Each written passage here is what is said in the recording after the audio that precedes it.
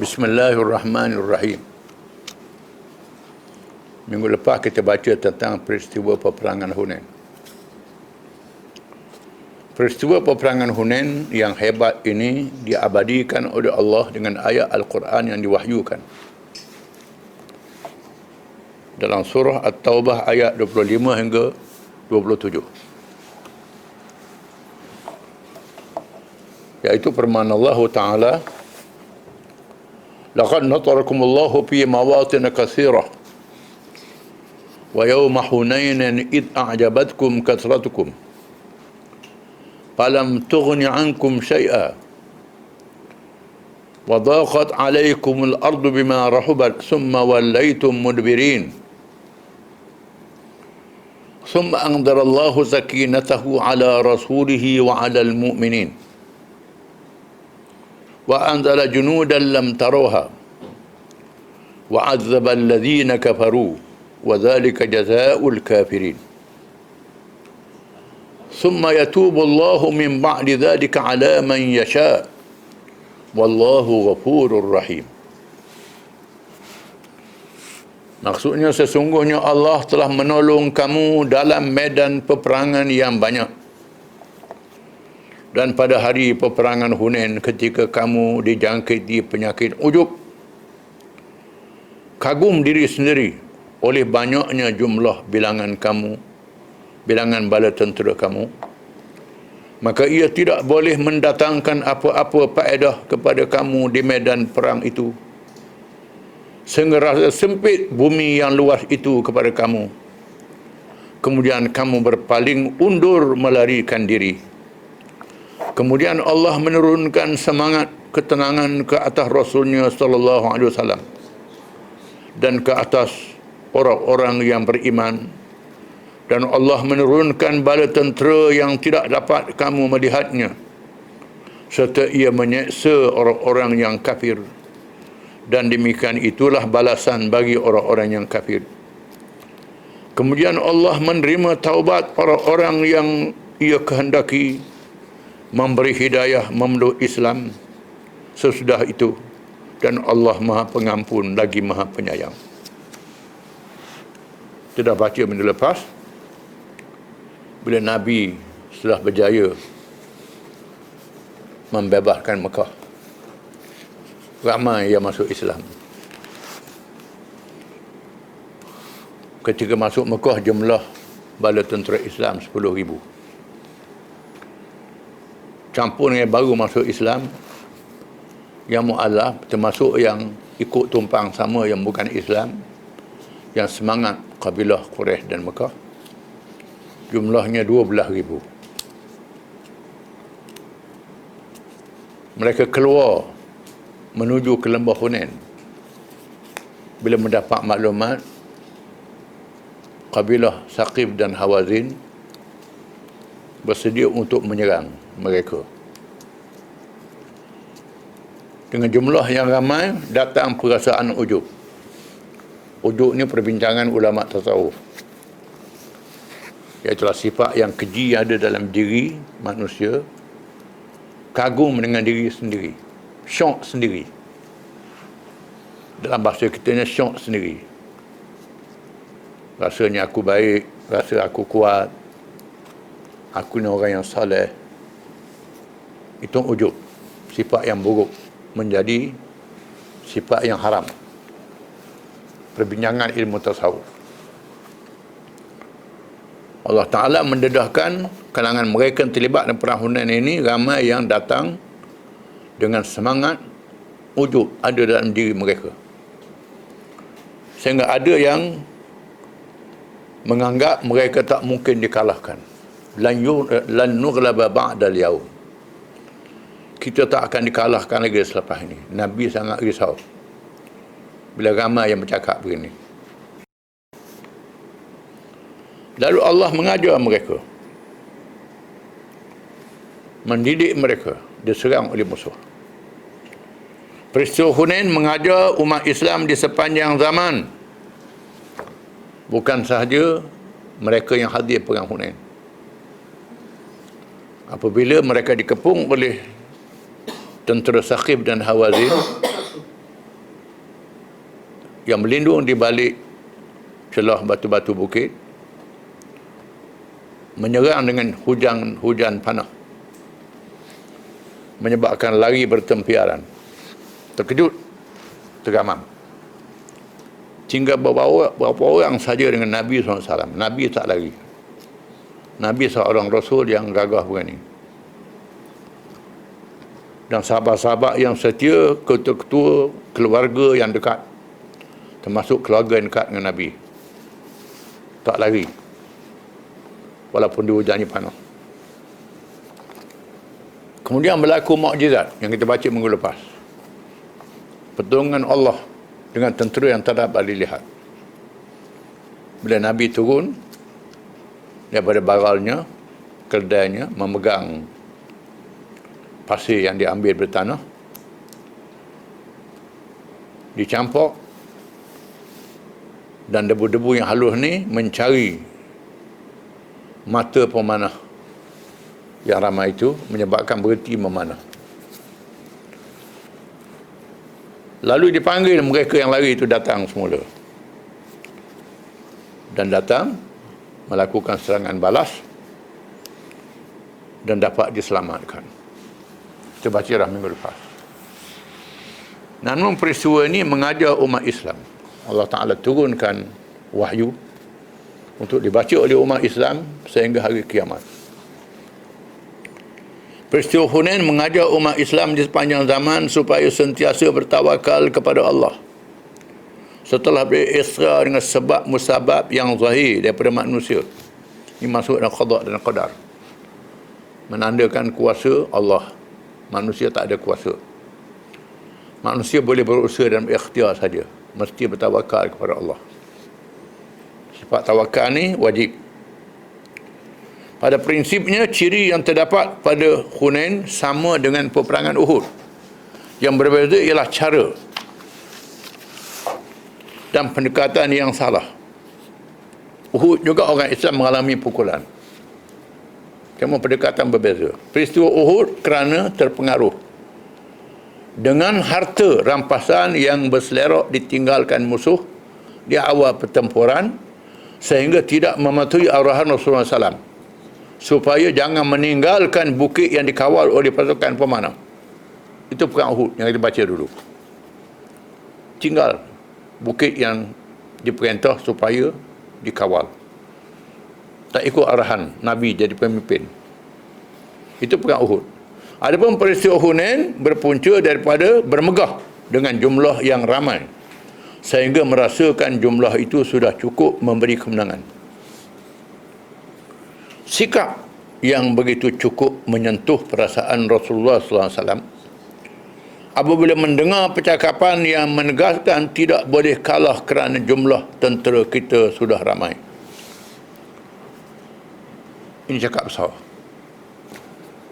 Kedua-dua peristiwa Uhud dan Hunain memberi pengajaran yang pahit kepada generasi awal, tetapi menjadi ubat mujarab yang menyembuhkan penyakit yang boleh menghalang perjalanan perjuangan Islam di sepanjang zaman.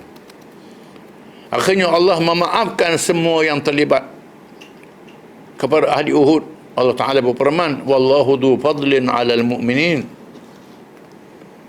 Dan sesungguhnya Allah memaafkan kamu dan Allah mempunyai kurnia kepada orang-orang yang beriman. Allah maaf. Semua salah ampun Allah. Sebab itu mereka yang mati dalam Uhud, termasuk mereka yang berundur, diampun oleh Allah Ta'ala. Mati mereka dimuliakan oleh Allah walaupun buat salah, dimaafkan. Termasuk mereka yang berundur dalam perang Hunain. Dan kepada ahli Hunain Allah berfirman, "Tsumma yatubullahu min ba'di dzalika 'ala man yasha' wallahu ghafurur rahim." Kemudian Allah menerima taubat mereka selepas itu ke atas sesiapa yang Dia kehendaki, dan Allah Maha Pengampun lagi Maha Penyayang. Allah Ta'ala ampunkan dosa mereka. Walaupun ayat ini diturunkan sejak 1400 tahun yang lalu. Quran adalah petunjuk sehingga hari kiamat. Bahkan dalam sejarah mutaakhir pun berlaku juga pada orang Islam setiap kali. Bukan zaman Nabi, zaman mutakhir pun berlaku. Beliau kata sombong, Allah Ta'ala ajar.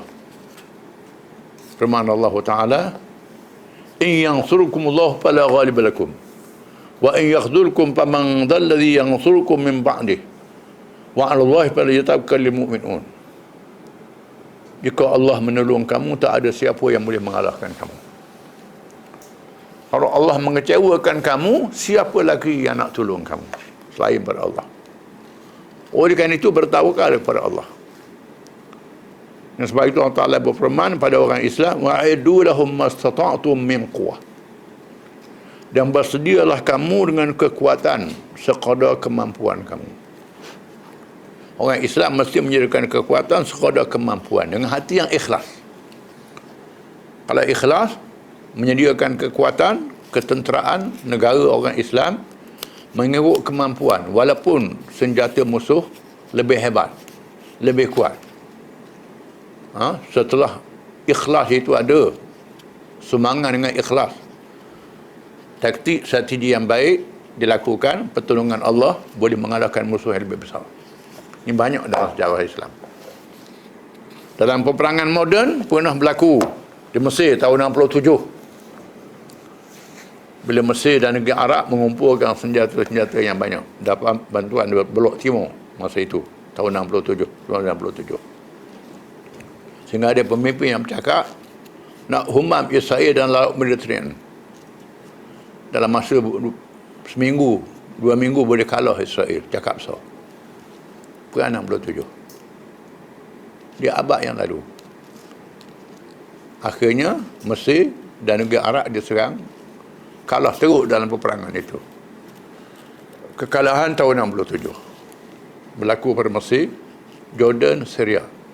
Sehingga Sinai ditawan oleh Israel, Baitul Maqdis ditawan oleh Israel, tebing barat ditawan oleh Israel, tanah tinggi Golan di Syria sampai hari ini ditawan oleh Israel. Selepas mereka tawan bumi Palestin. 48 dia tawan Palestin, 67 tambah lagi kerana orang Arab cakap besar. Namun tahun 73 boleh menang sikit bila mereka ikhlas. Dengan pertolongan Allah, Allah Ta'ala tolong. Itu pengajaran. Bukan saja zaman Nabi, termasuk zaman kita. Peperangan Hunain menjadi contoh. Peperangan Hunain menyebabkan orang yang lemah iman pada awalnya menjadi kuat. Dan orang yang belum Islam dan tebal dengan syirik tiba-tiba mendapat hidayah Allah dan terus masuk Islam. Kerana melihat pertolongan Allah secara menakjubkan kepada Islam dan Rasulnya sallallahu alaihi wasallam. Permulaannya mereka lari, bila datang pertolongan Allah, mereka yang lari diampun oleh Allah dan iman tambah kuat. Termasuk yang bukan Islam, yang Nabi minta senjata dengan dia, terkenal. Nabi minta senjata dengan dia. Dia tak Islam lagi. Dia tak Islam. Dia ikut sama perang Hunain. Masa mula dia tak Islam, lepas Hunain dia masuk Islam. Banyak sahabat-sahabat Nabi yang masuk Islam, kalangan orang Mekah dan lain-lain, ketika berlaku perang Hunain. Dalam peristiwa ini Allah telah memilih syuhada dalam kalangan orang yang beriman selama 4 orang sahaja. Lihat pada serangan hebat tu ramai lah mati, tapi 4 orang saja mati, orang Islam. Dan dibunuh dalam kalangan musyrikin sampai 70 orang. Musuh 70 orang. Itu pertolongan Allah. Memburu musuh. Selepas berlaku pertolongan Allah, musuh yang bertempiaran melarikan diri berpecah pada 3 kumpulan. Satu kumpulan yang dipalih oleh panglima perangnya Malik bin Auf, seorang panglima muda, melarikan diri bersama Bani Thaqif ke tempatnya di Taif yang dipagari kota, balik ke Taif. Satu kumpulan lagi melarikan diri ke lembah Autas yang bersambung dengan Hunain. Dan satu lagi melarikan diri ke Nakhlah. Pecah 3 musuh. Kesemua kumpulan ini tidak dibiarkan begitu saja. Mereka diburu habis-habisan supaya tiada peluang membina kekuatan kuda. Lalu Nabi mengarahkan supaya tiga-tiga musuh yang berpecah melarikan diri dikejar, diburu habis-habisan, supaya mereka tidak boleh membina kekuatan lagi. Dalam memburu ini berlaku lagi pertempuran. Antaranya pertempuran Autas. Rasulullah SAW menugaskan pasukan yang diketuai oleh Abu Amir al-Ash'ari supaya memburu musuh yang melarikan diri ke lembah Autas. Di sana berlakunya pertempuran sengit dengan musuh sehingga Abu Amir gugur syahid. Panglima gugur syahid. Setelah ia sendiri menentang dan berjaya membunuh 9 orang musuh. Setiap orangnya diajak terlebih dulu supaya masuk Islam. Hebat dia ni. Belum dia lawan musuh tu, ajak masuk Islam. Lepas tu dia lawan, mati. Lepas seorang-seorang. Apabila enggan Abu Amir sendiri yang bertarung dengannya dan bermunajat kepada Allah, Allahumma syahad. Ini doa dia. Ya Allah, Tuhanku, saksikanlah. Apabila tiba orang yang ke-10, 9 orang dia dah berjaya bunuh musuh, orang yang ke-10, dia menjawab dengan jawapan yang dipahami oleh Abu Amir bahawa dia menerima Islam, dan sebenarnya selepas itu dia masuk Islam sehingga disebut oleh Rasulullah SAW apabila melihatnya, inilah orang yang dibebaskan oleh Abu Amir. Orang yang 10 ni. Akhirnya dia dipanah oleh 2 orang pemanah musyrikin. Satu panah mengenai jantungnya dan yang satu lagi mengenai lututnya. Sebelum rohnya disambut oleh para malaikat, dia mewasiatkan supaya anak saudaranya Abu Musa al-Ash'ari, dia saudara Abu Musa al-Ash'ari, seorang sahabat yang alim, yang terkenal, yang qari Al-Quran, mengambil tugasnya dan meminta supaya menyampaikan salamnya kepada Rasulullah SAW dan meminta supaya beristighfar untuknya. Beritahukan anak saudara Abu Musa al-Ash'ari supaya berdoa istighfar untuk dia. Beritahu Rasulullah. Dia beriman seorang Rasul ni diterima oleh Allah. Akhirnya tentera musuh dapat dikalahkan. Banyak yang dibunuh. Berjaya dibunuh, dikalahkan. Menunjukkan bahawa qari zaman Nabi ni qari yang berjuang, bukan qari yang duduk baca Quran. Baca Quran saja, tak ada perjuangannya. Dia qari dan dia mujahid, qari dan pejuang Islam.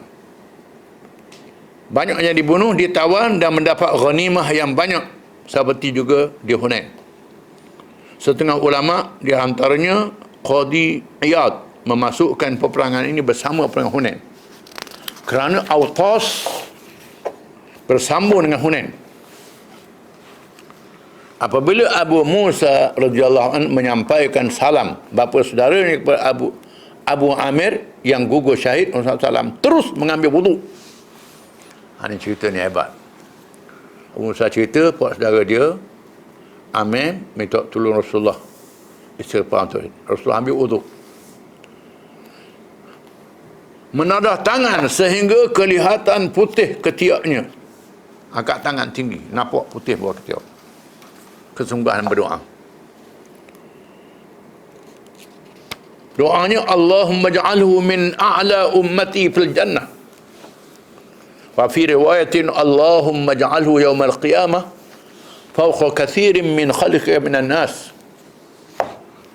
Mana ya Allah, Tuhanku, jadikanlah dia di syurga paling tinggi.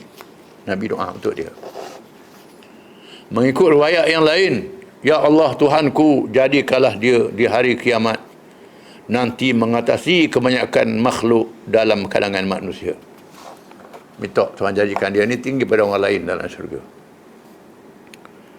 Abu Musa al-Ash'ari berkata, wahai Rasulullah, juga untuk saya.